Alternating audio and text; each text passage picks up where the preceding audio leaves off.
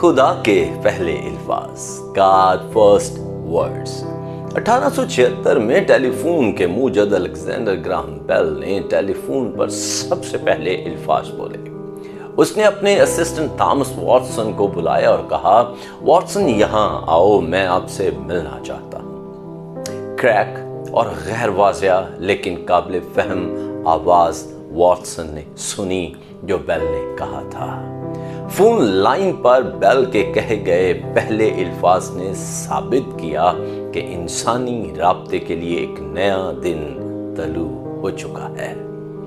पैदाइश की किताब उसके पहले बाब की 3री आयत यूं मरकूम है, और खुदा ने कहा रोशनी हो जा, और रोशनी हो गई। खुदावंद यीशु मसीह की सलामती हमेशा आप पर कायम रहे। अजीजों, पहले दिन की सुबह को बेशक्ल वीरान और सुनसान जमीन में कायम करते हुए खुदा ने कलाम मुकद्दस में दर्ज अपने पहले अल्फाज कहे, रोशनी हो जा।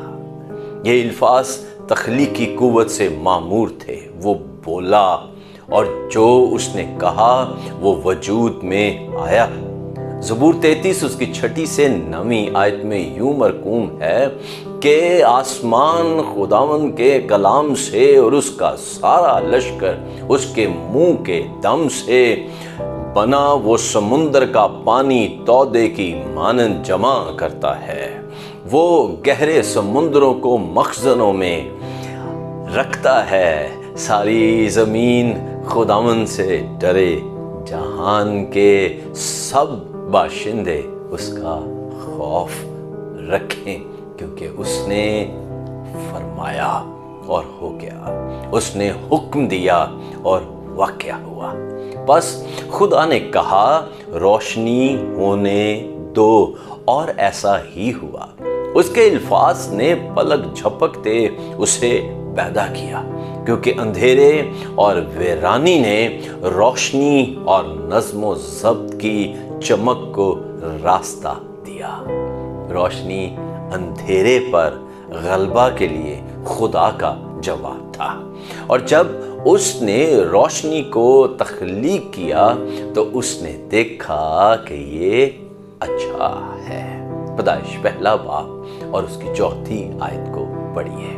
अजीजों, खुदा के पहले अल्फाज यीशु में हमेशा हमारी जिंदगियों में ताकतवर होते रहते हैं।